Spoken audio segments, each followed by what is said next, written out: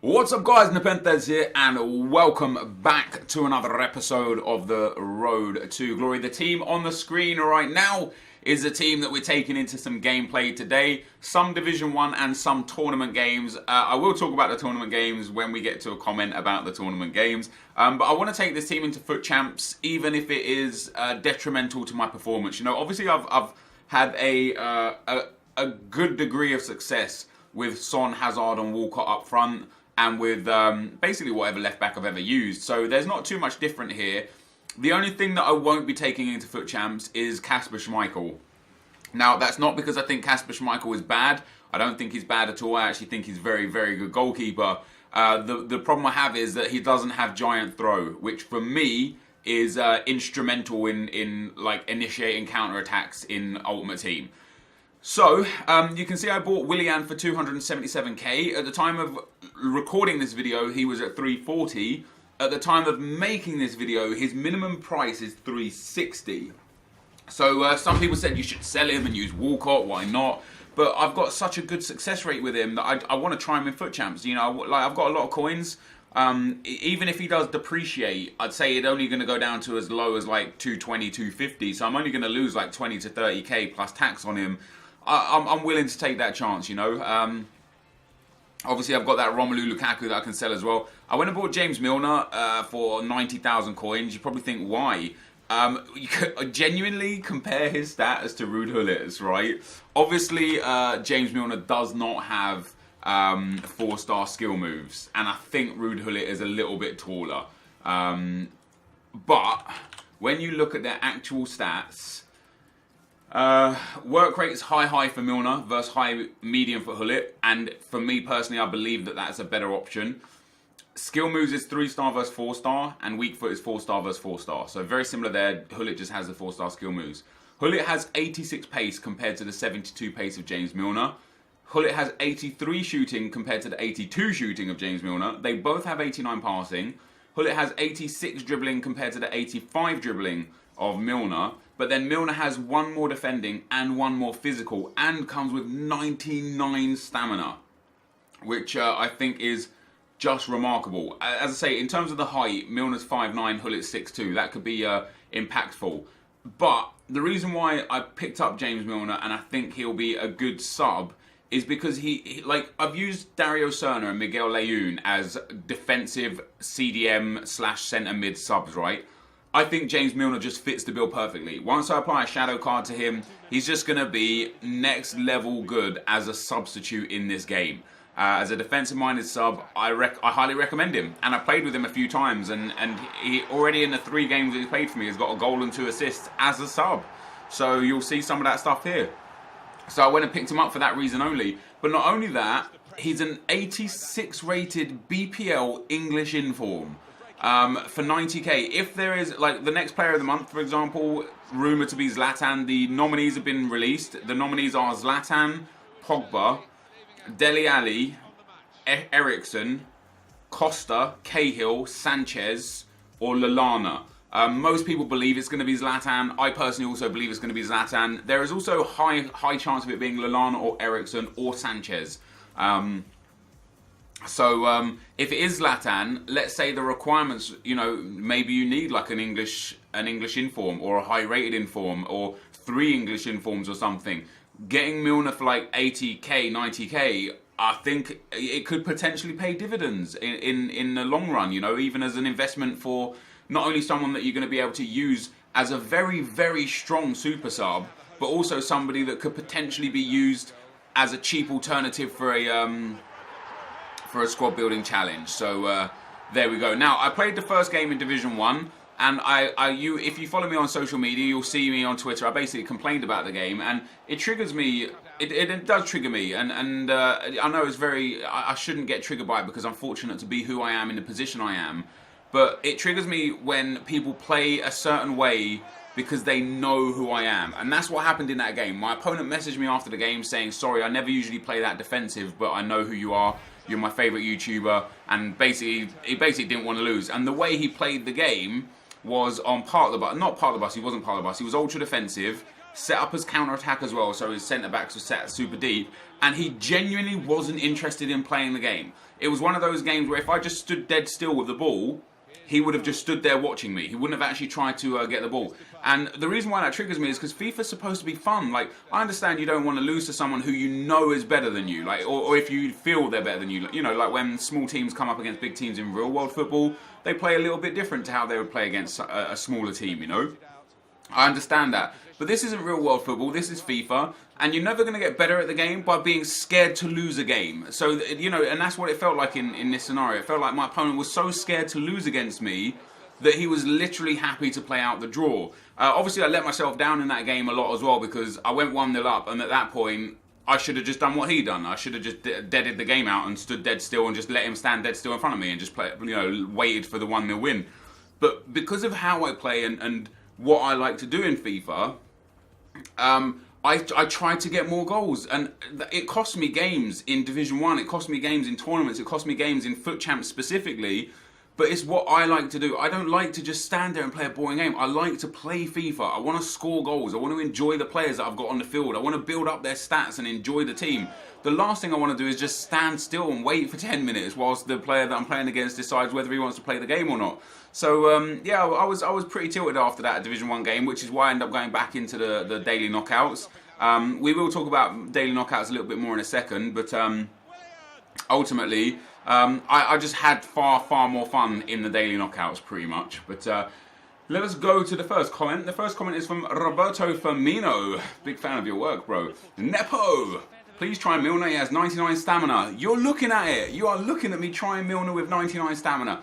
I won't ever play him at left back. I think Leighton Baines has 92 stamina anyway. And is good. Leighton Baines actually gets 90 pace with the you know, with the shadow card. So I'm more than happy to use Leighton Baines as my left back. Hopefully he gets a team of the season or an inform later on down the line, because then he'll be like an unstoppable left back. But yeah, I've got James Milner in the club, and I could expect him to feature very heavily in my Foot Champs run this weekend coming. I do expect, I would guess I'll probably play anywhere between 15 and 30 games with James Milner as a sub this weekend. Next is from Tarandeep Daliwal, not Dilawal, Daliwal. And he says, hi Nep, why don't you use the silver upgrade like Nick? He gets a lot of silver players for League 1, for example, for free, whereas you have to pack them and buy them expensive. Sorry if you don't use it, I just haven't noticed it. I've already completed the League 1 SBC, so that isn't really relevant to me. My thought process initially was, when I was opening bronze packs, and I kept turning these bronzes into silvers that were untradeable, and then these silvers into golds that were also untradeable, and then these golds into the shiny golds that were also untradeable, I felt like I was missing out when SBCs were coming and the bronze players were sellable, right? And I thought, hey, I'm opening so many bronze packs, it's like, I would do better to save the bronze cards and sell them when there's a relevant SBC. And that theory was perfect for a while. What went wrong with that theory was, first of all, EA really turned down the amount of SBCs that require bronze and silver cards. You know, aside from the league-specific ones, like we don't really get many SBCs. Like the, you know, the Legend SBC was always heavy on bronzes, where they would be worth 10k like that. But not only that, I got to a point where I filled my club up with so many bronze players that now it went wrong because of what I haven't done. So what I should do now is, instead of discarding my duplicate bronzes, I should be turning them into the upgrade, right? But not necessarily. First of all, you got to remember, when you do the upgrade, if you get something that's not that great, it doesn't have any value to you. Like, unless you get an 83 rated or higher player, you may as well have just discarded the bronze players and taken the coins, because you've got a player that's not relevant to you. Even if you get a high rated player, let's say I got an Edison Cavani, right, from the upgrade method, he wouldn't actually be useful to me until it came around to an SBC. It would just be an untradeable striker sitting in my club doing nothing. So I didn't want to waste that. But going forwards, because I've got so many bronze players in my club, I've got almost all the bronze players at this point. There was theories back at the start where you're actually better off discarding the bronze players or trying to sell them for 150 and 200 coins than using them in the upgrade, and then buying 11 gold players for 300 to 350 coins, and that is actually cheaper And the reason why that's cheaper is because it takes, I think it's like 226 players, 226 bronze cards at like 13 coins a piece. It might be a bit more than that. And they might be like 16 coins a piece or something. But basically, the amount of bronze cards it takes you to get all the silvers and then all the golds and then use them in the gold upgrade and hope that those specific ones you've got are enough to fit the chemistry restraints. The amount of coins you could have got for literally just discarding those bronzes, you could have bought the golds with that and had some coins left over. I can't remember the exact math, but basically if it's 226 bronze cards, which I think it is, it might be a little bit more, a little bit less.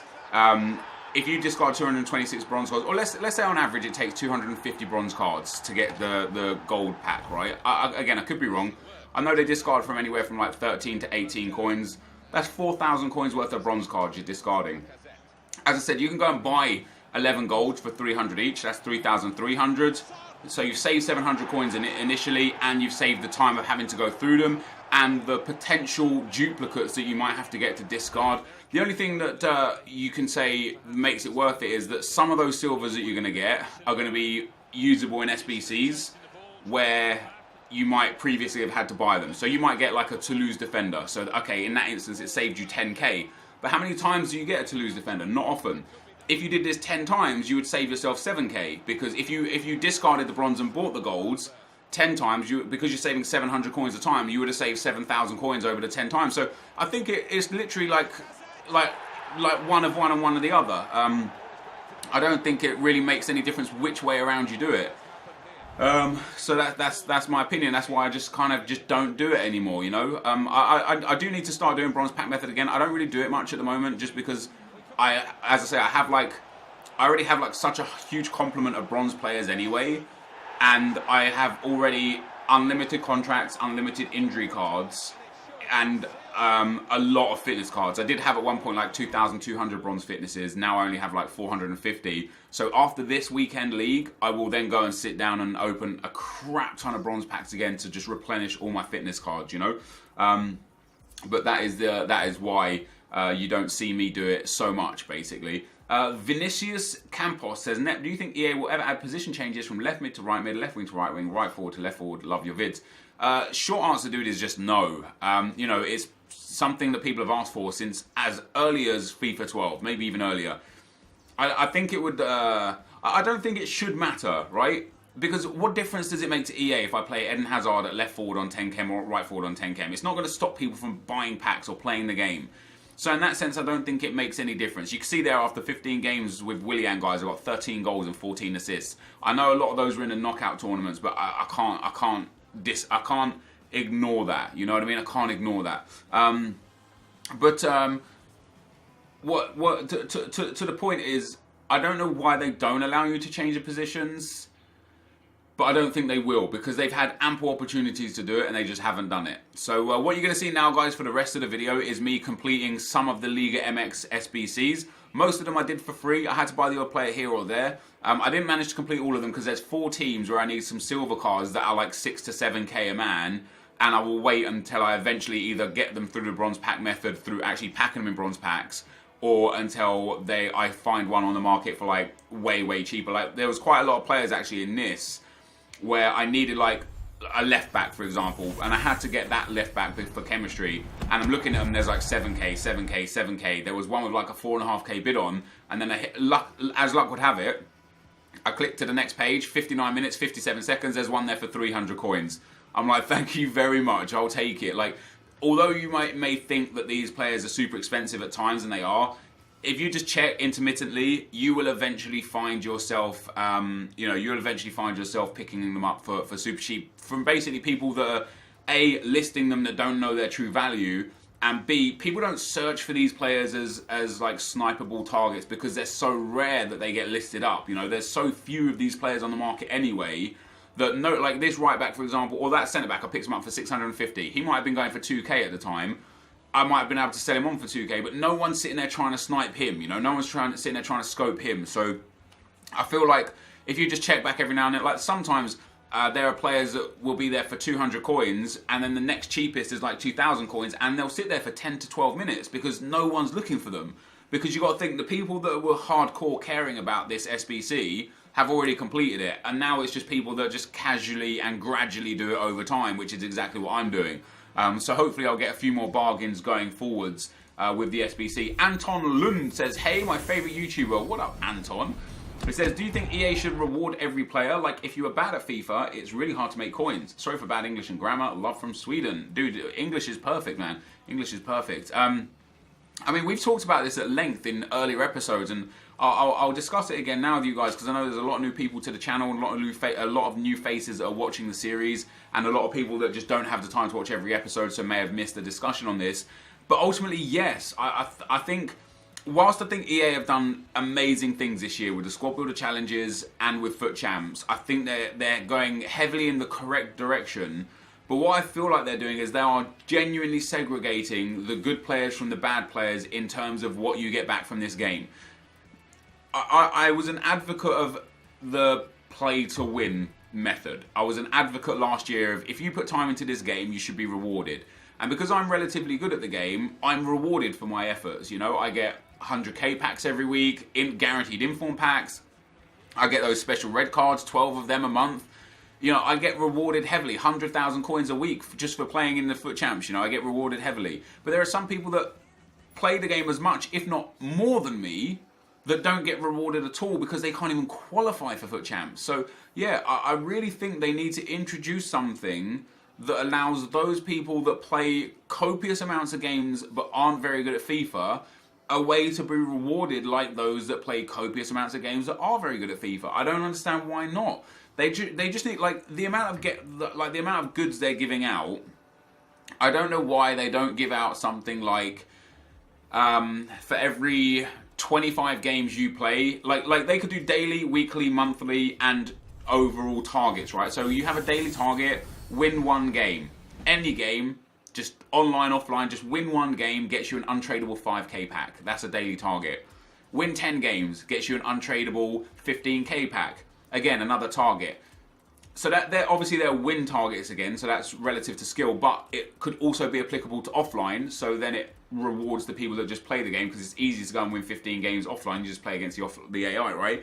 But then also have play one game. Just play a game and get a gold gift pack.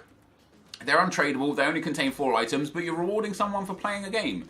Play 5 games, get a gold untradeable 5k pack. Play 10 games, get a gold untradeable 7.5k pack. Big deal if you give that out. If it's untradeable, what difference does it make? This game swallows coins anyway. Because of the SBCs and because of the amount of contracts that need to be used and fitness cards and stuff for the FUT Champs, it swallows coins. Do weekly targets. First win of the week, first game of the week, first 10 wins of the week, first 25 wins of the week, 50 wins in a week. If you win 50 games in a week, you get yourself an untradeable 50k pack. If you play 50 games in a week, you get yourself an untradeable 25k pack.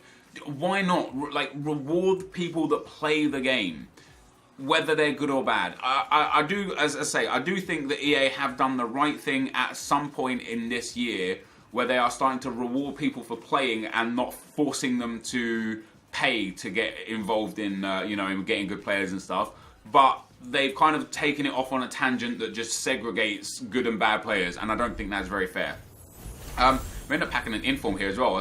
I was so happy to get that inform because I thought there are only 2 informs that I don't want. One of them was Castro and the other was Sinclair, because they're both worthless, and lo and behold, it was Sinclair that I got. But once again, as an English inform, he may well be very, very important to any potential player of the month that is coming up next Friday. And the voting is open now.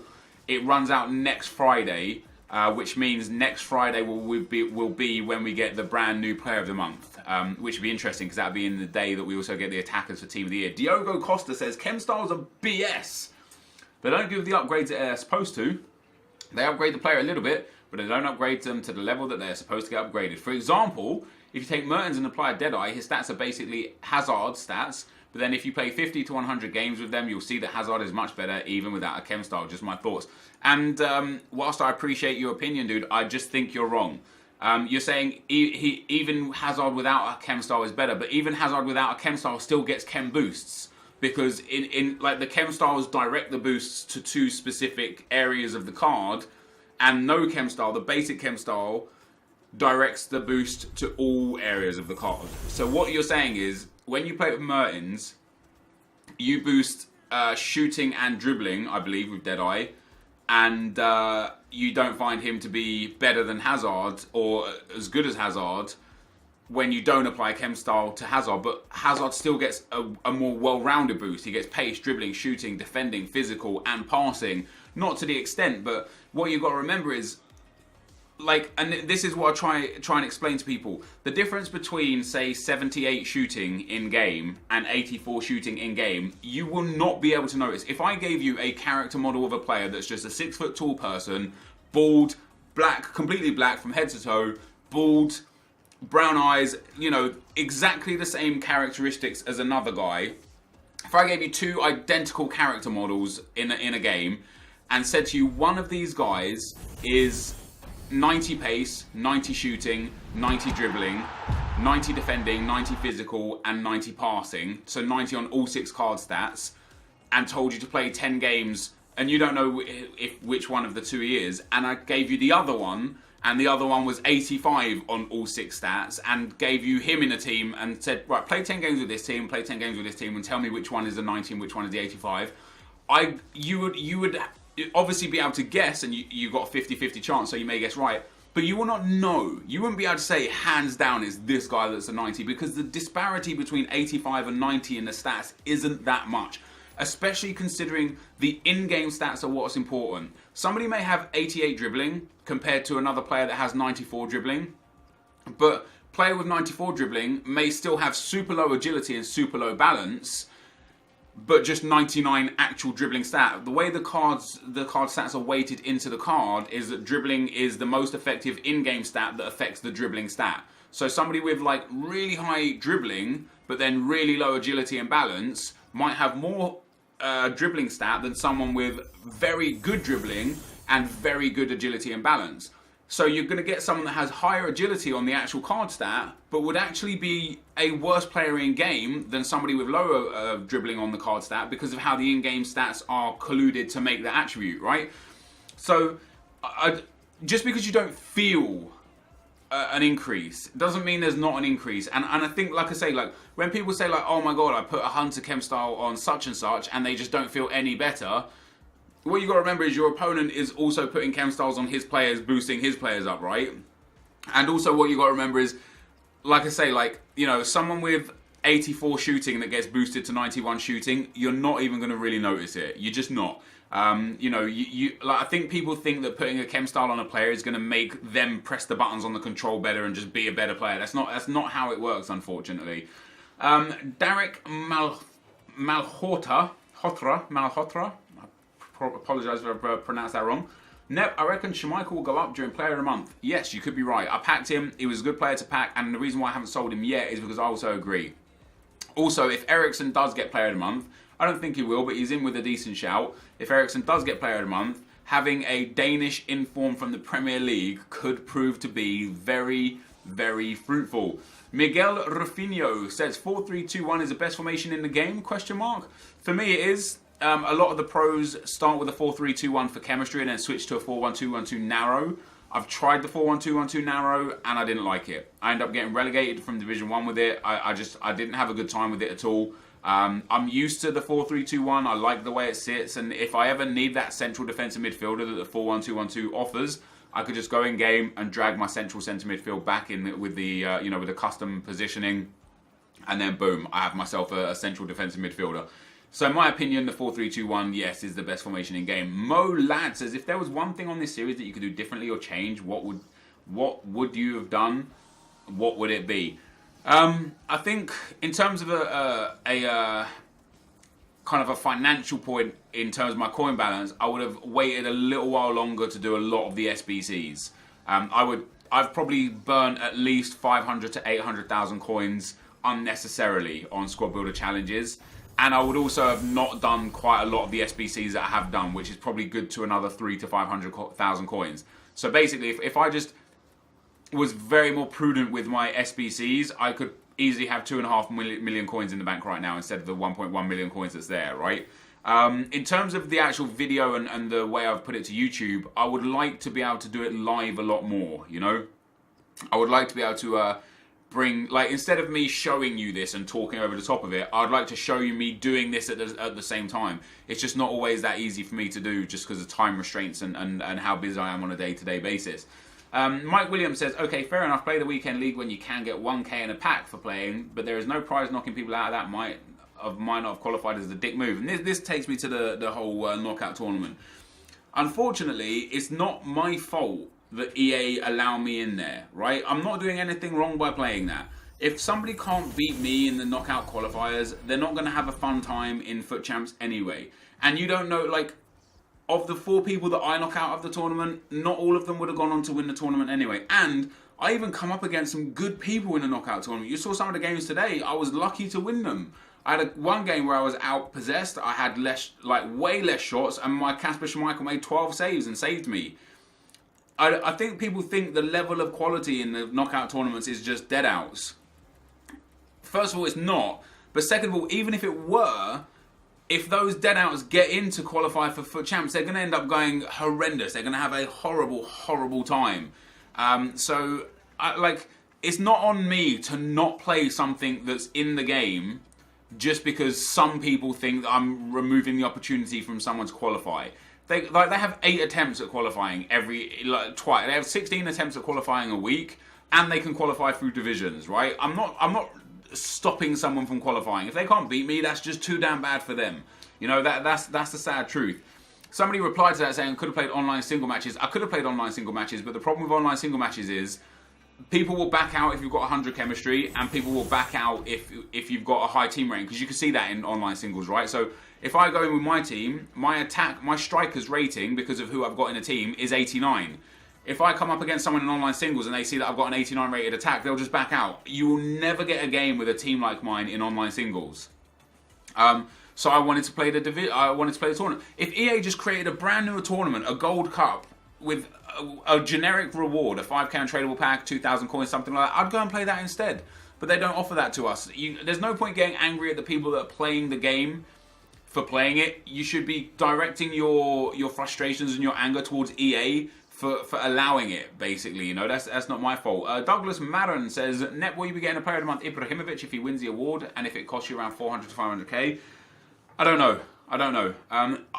Probably not. I already have so many good strikers and so many good attackers, and I already have Diego Costa in centre midfield as a striker that I've converted down. I don't need another high attacking work rate striker converted down to a centre mid because it will just affect the balance of my team. So I probably won't get Ibra if I don't feel like his card stats are upgraded to the point where I'm like, holy crap, I need to get Ibra. And even if he's more than 300k, I'm not interested. I'm just not interested. That 400 or 500k, as we've learned our lesson with old SBCs, would be better served at me buying a Messi or a Neymar or a Suarez, you know. So that's the answer there. And then the final question is from Daniel Bridges. Says, Yo Nep, seeing as you have so many coins and don't want to spend them on a 90 Sanchez or other very expensive players like him, what will you do with them? Just saving them until there's a player that I'm interested in spending them on. You know, Team of the Year is around the corner. Be interested to spend them there. Team of the Season, be interested to spend them there. Just saving them until I can afford players like Ronaldo and striker Ronaldo. Be interested to put them in there. You know, it's I know I always see it on Nick's stream. A lot of people see Nick and they're like Nick wants to get Ronaldo, and Nick plays to it a little bit as well, and he's like, oh, I can't afford Ronaldo, and he's got 2.6 million coins there, and it's you can afford Ronaldo, right? You can. But I understand why he doesn't buy him just yet, you know, but people get so angry at him for not spending his coins, and what he says is right. People are like, oh my god, why are you doing bronze pack? Just go and buy some contracts. You've got 2.6 million coins.